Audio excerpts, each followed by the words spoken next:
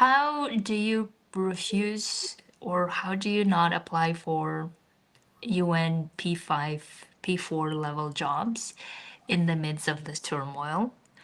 Is the conversation that I started, I think, 2 or 3 weeks ago. And I wanted to continue this conversation with someone who has recently done it and share more about how that thinking process was, how the decision making process was.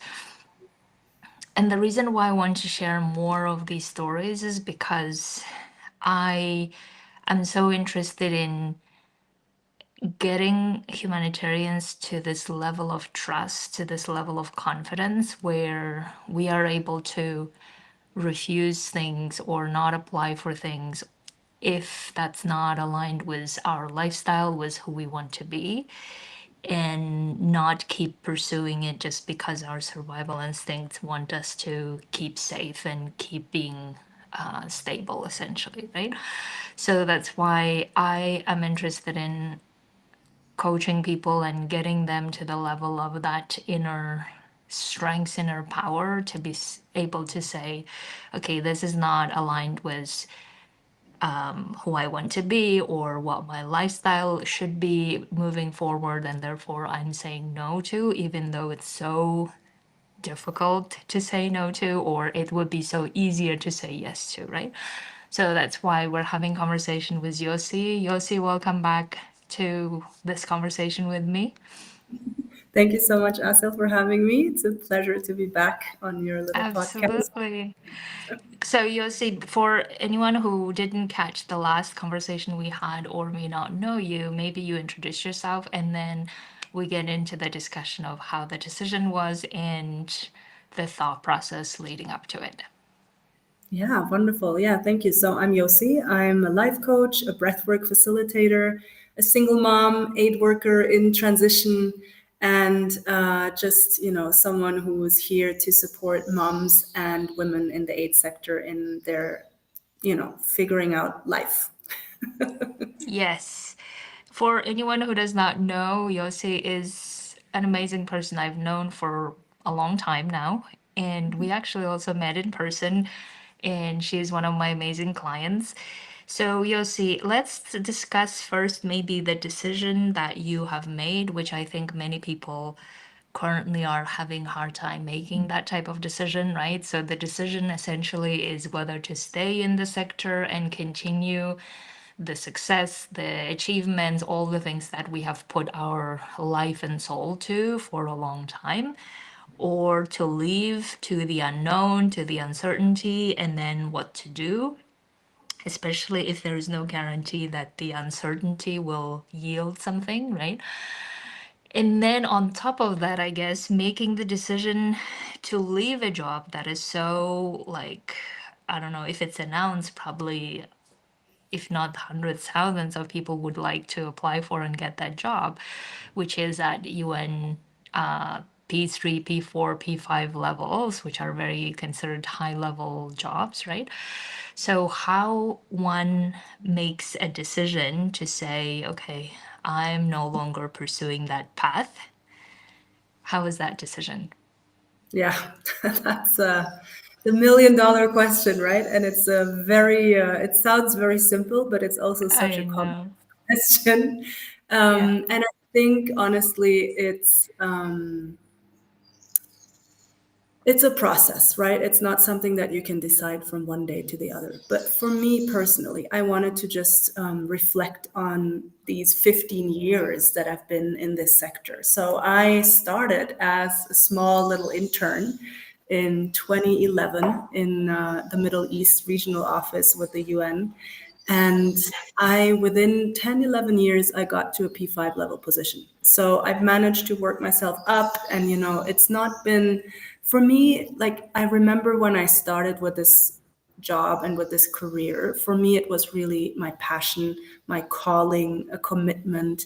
And it still is, right? But then something on the way kind of shifted. And I remember very clearly when I started as a 28 or 29-year-old in the system, I was like, okay, I will stay doing this job as long as there are three criteria that are fulfilled.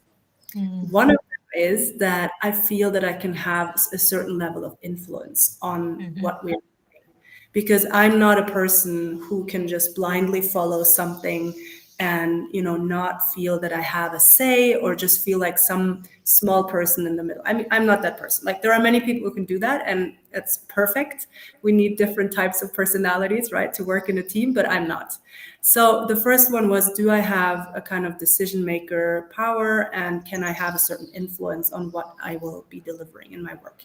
The second one was, do I feel joy and fulfillment in what I'm doing? mm, And so, as long as that is, continuously there, of course, we can't be happy and joyful every single day, but that in general, I would have to feel joy and excitement about what I do. And the third one was, I would stay as long as I don't feel dependent, right? mm, Those were like my three kind of guiding stars, for when I would say, okay, enough is enough. Because we know mm. how we get into this kind of dependency, and Yeah. we know so many people who are frustrated about their work, but then they still continue to do it. And honestly, like, growing up, my mother, who was completely not in the system, I'm the first one in my lineage, in my family, who's working as a diplomat. But my mother literally worked until the day she retired being unhappy. And I was like, Mm, I never want to be in that situation. yeah. If I'm not happy, that's it, because that is Mm, worth more to me than any money can give me.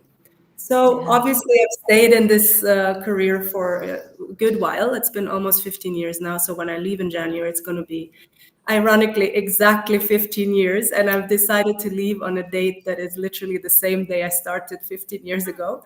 Oh, Just to kind of give it a little bit of a symbolic meaning. But yeah. so, going back to these three principles have been kind of again and again, when I have situations where I don't feel happy, where I feel like things are not going in the direction that I want, I've been asking myself, okay, is it still worth staying? What are the pros and what are the cons, right? So until now, I've always said, okay, there is still XYZ that keeps me here. There is still this Mm, and this element that allows me to say these one or two of these criteria are still met. Not all of the three have to be met at all time, right?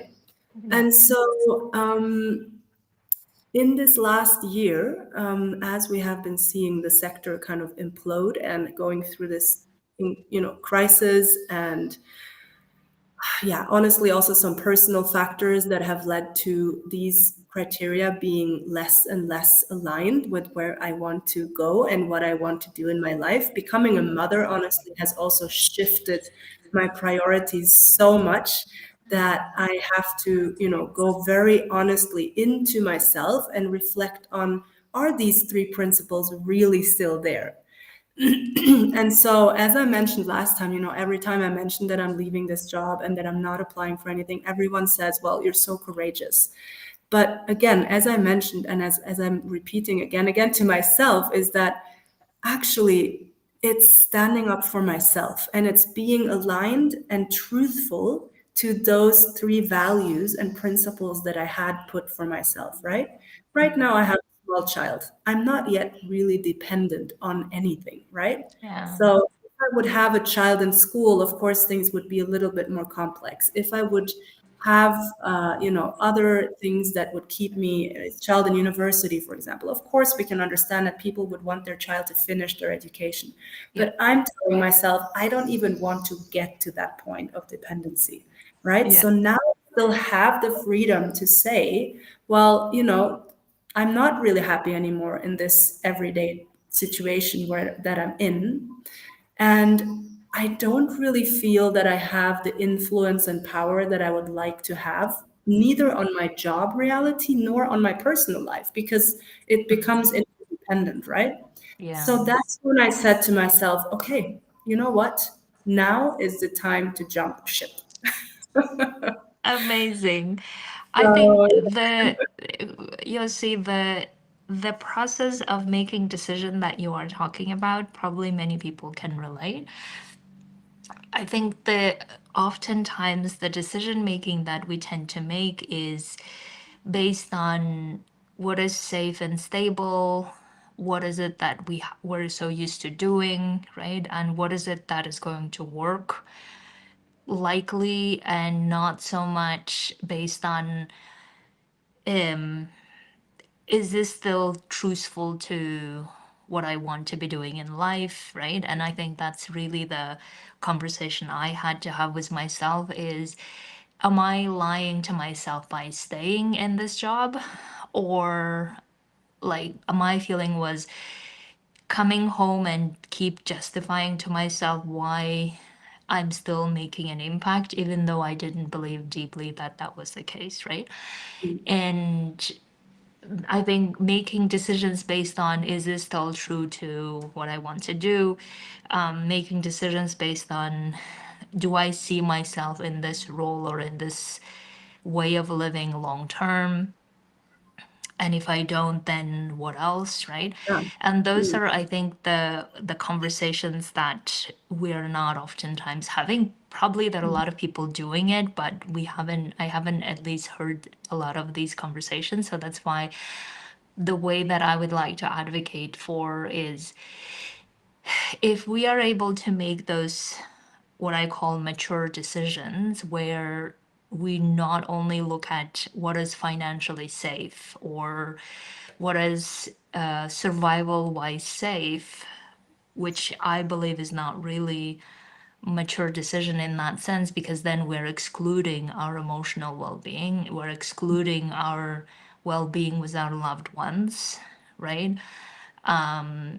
We are excluding what is it that we personally would like to contribute to, that we are fulfilled and genuinely interested in doing. And I feel if we're excluding those elements, then it won't be the decision that is like holistic or that is powerful. It will always be decision based on dependency, or like in some way maybe addiction to certain lifestyles that we keep noticing is not really healthy, but we keep doing that anyway, right? So that's why I think that's one element, is how can we make decisions that include those elements of emotional well-being, elements of mental well-being, or well-being with our loved ones, which I'm now appreciating more of, especially as I lose my mom. I even noticed that I should have left my job a lot earlier than I did, because of missing that opportunity of spending time with my mom, right? And of course this all comes in hindsight for many of us, and I was one of them. So then, can we then make those decisions where those elements are included? And I believe we can. And my goal is to showcase more of people who are doing that, right? So I, like you were saying about growing next to your girl and getting her grow next to you, with you, right? Instead of like coming and visit when you can, kind of lifestyle, which we all know too well. I was always interested, how can we like be with our loved ones and do the impact, instead of keep sacrificing and keep visiting whenever we can. And again, I'm not in any way, judging those who are doing it. I have done it many times in many years. Many of us have done it because we believed it was the right thing to do. But I feel like now we are reconsidering if that was the right thing to do, some of us, right? So that's why the decision making process, I believe we can have that level of trust and honesty within ourselves to be able to say, okay, let me make some decisions based on these elements that are important to me. In your case, your principles that you're talking about. In my case, it was, am I really making the impact, right? Am I really truthful to myself? Do I really see myself long term doing this, or do I keep justifying to myself? These were the elements that I was really answering, and then once I answered, I knew that that was not for me, even though I didn't really leave my UN job, like hating on it, or, like, even though there were a lot of emotions involved. But I think I have processed a lot enough to be then saying, okay, this chapter is complete. I'd like to go to something else, right? So, Yossi, maybe now we can talk about the topic that we were touching upon before we started this live session, which is, okay, we have made the decision. And then the real questions are, right? Where do we go? Where do we live? How do we live?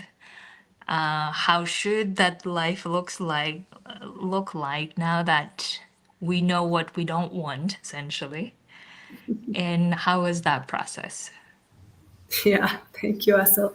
Yeah, I just want to reflect on what you just said also before I jump onto that question. So, when I said those three principles for me, like for example, the first one having a level of influence and power, it's not about my personal power, right? It's more about, again, like you said, whether it feels aligned, because when you have a certain level of influence, you are able to have the impact that you Exactly. would like to have, because we went into this job with a certain ambition in terms of being at service. Yeah. And that was what at heart of joining the UN for me, right? So I realized very quickly, if you remain in a P2 or even a P3's position in many offices, you have zero to say and you don't have any influence on the impact that you could be having. So that's where I was like really quickly kind of, let me just go for things that allow me to influence those impacts and results that I would really love to achieve. And I've been very fortunate that I have had that, opportunity. So it's been very exciting. I'm not leaving with a hate neither. So as you said, leaving with a really good conscience and Yeah. also my integrity impact. And I think that is a really important point. The integrity that we carry within ourselves to allow ourselves to say, I have done my service. This chapter is ending, as you said. Yeah. There's something new that is waiting to be created. And that Yeah. is really also something that, in my view, does not happen only in the head. It's something that we need to embody, that we need to feel in our whole being. And that is a process that can actually be achieved through coaching, through breath work, through other practices that Yeah. we bring in as tools to help us to develop that trust in Yeah. ourselves, to take that step and say, now this chapter is finished. Everything that I've done is done. And, the system will obviously not collapse without me. And but for me personally, and for you, as you said, the time has come to be at service in a different way, Yeah. right? And that's really where I'm at. And it's taken some time to get there. And really to build that trust takes a lot of effort and self work. So it's not something that you can just say, well, now it's done and I'm packing my bags and that's it, right? And so that brings us to the question that you just asked. What on earth do I do now? Where do I go? Because many of us have lived abroad for 15, 20 years Yeah. and we don't really feel at home where we're like originally from. What does that mean in terms of also our repatriation? And I've seen this, in the clients that I've worked with, but also with moms and other aid workers that I'm talking to. It's like, I have no idea where to go. Like this country or that country doesn't really feel like any place where I want to go. So for me personally, the process has been a bit similar. So I'm originally German Colombian. My Colombian family is a bit more distant to me, and I would love to explore that more in the coming years when I have time to actually, something that I don't have to kind of take holidays or leave for. Yeah. But also going back to Germany personally does not feel aligned for me right now for many different reasons. Although I have my family there and, I would love to be closer to them, but just the German context for me at this moment is not aligned to my values. So actually, the reflection process for me was also, okay, where do I want to go that actually aligns with what I want in my life? And right now, my priorities in my life are being fully present in the moment, spending time with my daughter, and being of service in a way that allows me to also have more freedom in time, more freedom in money, and having time to explore other talents that have been left dormant as I've been so immersed in my UN job, right? Mm. So, in terms of them thinking, where do I want to go? And for me, for example, personally, I have realized in the last few years, I do not want to live in a city. I want to live in the countryside where I can be in Mm. nature, can be in touch with Mother Earth, and nurture that side of me. And so then I started looking at, okay, where does that actually allow me to go? Where would that take me? And the other element for me is I'm a single mom. So I don't want to be the sole person my daughter sees. I don't want to live in an Mm. isolated way because in our Western society, we tend to move more and more into isolation and disconnection. And that is something that I want to actually work with, being in community, being in a collective where we are there for each other, as is in our DNA, in our evolutionary, you know, history of humankind. We live in community, we live together. We are not supposed to live in these isolated kind of ways. So basically, as part of that thinking process, I've realized that a place that has been calling me for a while is Portugal, Mm. uh, and specifically in the countryside somewhere in Portugal. Because there's also a lot of communities in Portugal. There are, places where you can co-live, but you still have your kind of personal space. I'm not going to go full on hippie community, which is not really my style. But living with other people nearby is definitely something that I would love. So I think when you go through the process of thinking about what would be aligned, I think it's the most important is to think about and be very clear on what is the type of life that you want for yourself as you go out of this, forced relocation process almost, because living in the working for the UN, you're constantly in a Yeah. forced placement almost, which is ironic, right? Thinking about the work that we do. Yeah. But it is like that. I realized earlier this year, I was like, I do not want to move anymore because someone is telling me that I have to go. Yeah. That I was. just cannot do it anymore. Like I'm so exhausted of all the time starting from scratch, right? I just want to Yeah. and root somewhere. I So I yeah. hear you, Yossi. I think that was also one of the like desires as I left UN. I like 5 years ago. The first 2 years, I just traveled and lived in different places. It was like a rebellious energy almost, saying like, now I dictate where I live and what I do, kind of thing, right? So I totally hear you. I think one of the things that Yossi, you may also hear and I certainly hear as a it's not a criticism, but I think it's more like, well, it's a privilege, or you have that privilege to be, doing this or making these decisions and leaving. Like in my case, I think I had a lot of criticism, especially in the beginning of my decision to leave, of saying like. If you had children, then it would have been different, you wouldn't have made that decision. So I'm glad that we're discussing with you as a single mom who has a Mhm. very small child as well, because when I was leaving, I think I keep talking about the 7 families depending on me financially, so it was not an easy decision from that perspective. But I feel like one thing that maybe I'm realizing more and more is the more we have that trust in ourselves and our abilities to make things work, the more we are able to make those type of decisions that may sound to other people as privilege or as, I don't know, luxury than you can afford. But for me, It's it was almost that. survival, right? It's almost like a survival that like if you don't leave, you're gonna become smaller and smaller. Exactly, exactly. So I think it was for me was that if I don't leave and do something that really nurtures my soul and my sanity and doing something else, then I am really caving into those survival fears, right?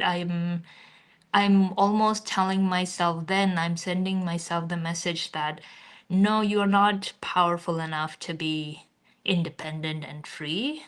You Mm. are supposed to be living life dependent on the system. And I guess that message I didn't want to give myself or those around me, because I also believe that, we get to do things that our parents or other people in our loved like lives haven't been able to do, and certainly I have pursued that. My mom wasn't able to do many things because of her husband and dependency, and I felt like, okay, I'm supposed to be like the next generation who is able to break through those patterns and like golden cage, as many of us humanitarians call this, right? And the point I want to make here is really that level of trust, I believe, is what gets us to be making decisions that may sound for some as, oh, you can do it because you come from a privileged background. Probably that's what you hear, Yossi. In my case, I don't hear that because I don't come from a privileged background. But I was able to create those privileges and opportunities for myself because I thought life is too short. I don't want to repeat what my mom has done or what my parents have done. I want to do things that feels like this is really the change that I can make in in life, and also making my money side of things work, whether I have financial obligations or not. I'm able to do that, right? So I was able to continue pursuing what I wanted despite having 7 families financially depending on me. So that's why, see, I admire you also making this type of decision and pursuing and deciding where to go next and how to, where to settle, right? And doing that despite for some people it may sound like, oh, this is like, of course you also can do that because, right? And there's always like explanations, which is fine. I think everyone gets to interpret the way they would like to. But I think I want to say that all of that privilege or whatever the way it's seen is based on a lot of work that we have done with ourselves, right? A lot of work that we have, I think, I don't know, processed through and let go, and a lot of things to get to the place where we realize, okay, I want to make a decision, and that decision will take me to the next chapter of my life. And that feels good to make that decision, even though fears and other emotions continue accompanying. Mhm. And that's okay too, right? So that's why I want to share my admiration for doing that. Thank you, Asel. And I really, it's funny that you mentioned privilege because no one has actually mentioned that. But I Mm, feel that I come from a position of privilege, right? So it's so funny that you say that because I've been sitting on that feeling for so many months now, and I'm like, actually, no one has told. They just say that, oh my God, you're so courageous. But mm, I know that, of course, as a white woman, as a Western citizen, I do have that privilege, right? And at the same time, I also built everything that I have right now from scratch. I do not come from a diplomatic family. My father's family in Colombia were coffee farmers, right?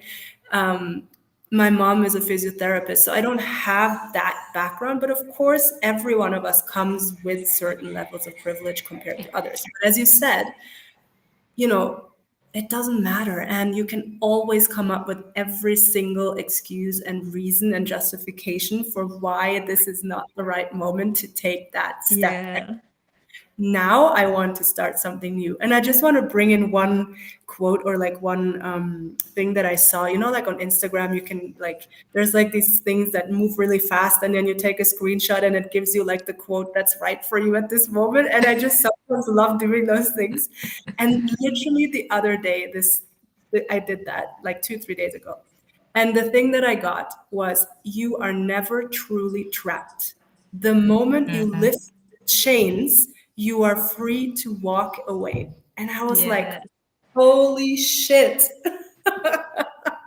That's exactly it, right? No matter the privilege, no matter Yes. the circumstances around you, when you decide that you want to lift those chains away, you are no longer trapped and you are free to do whatever you like.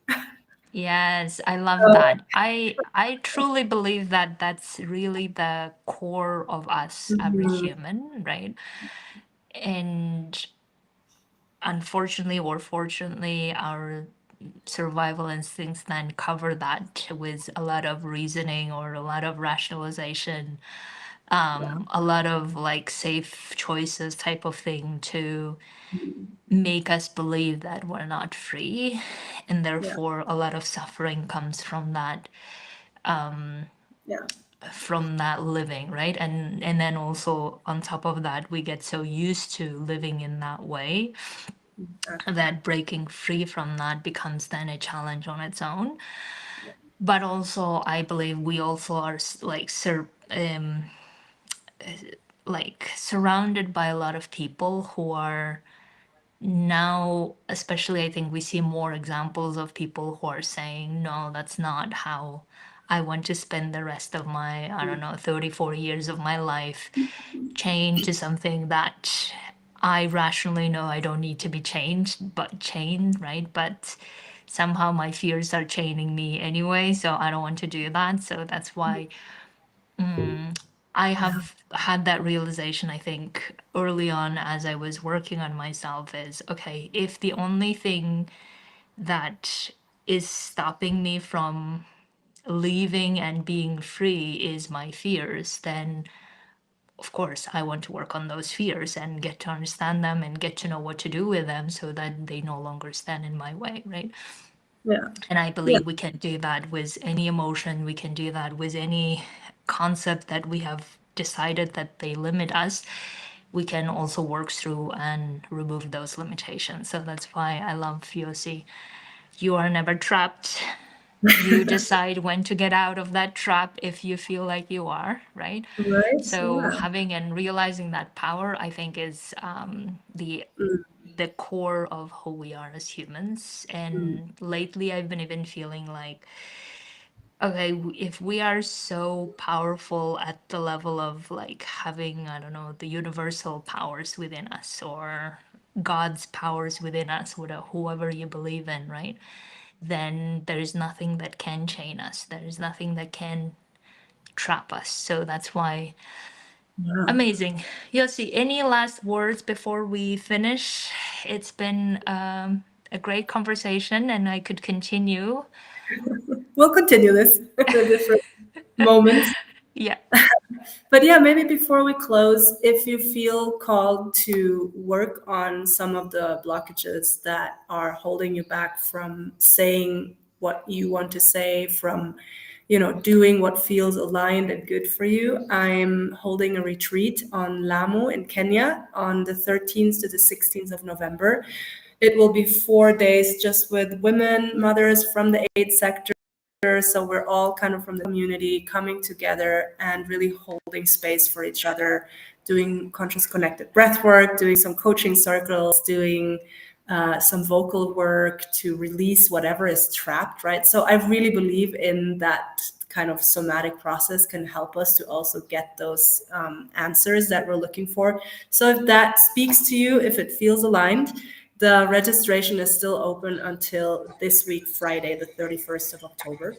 And as you know, this is also, we're going into this season of kind of death and rebirth with kind of the different traditions from around the world. So that is a very potent date to sign up for this retreat if you feel called for it. And Asil will share the link in the show notes for this episode. So yeah, Amazing. love to see you there. Amazing, Yusi. Thank you Yes, for having me. absolutely. Come and join Yosi's retreat before she leaves Kenya, right? Because Yes. This I will be think the only also, retreat we're holding here. Yeah. yes, exactly. And then maybe later you'll be doing that in Portugal, which will be also amazing. But for now in Kenya. Yes, absolutely. Come and join Yosi in her amazing work. Yosi, thank you so much for sharing this. And I just realized that I haven't put the description yet, but I will after this call. And then I really, yeah, I would love to see how this journey goes, especially like we're now talking about the early stages of your transitioning, and then we'll see how things go along the way. And I'm sure we'll do other episodes of Yossi sharing what happened in the meantime, right? Being I in always panic mode at some point.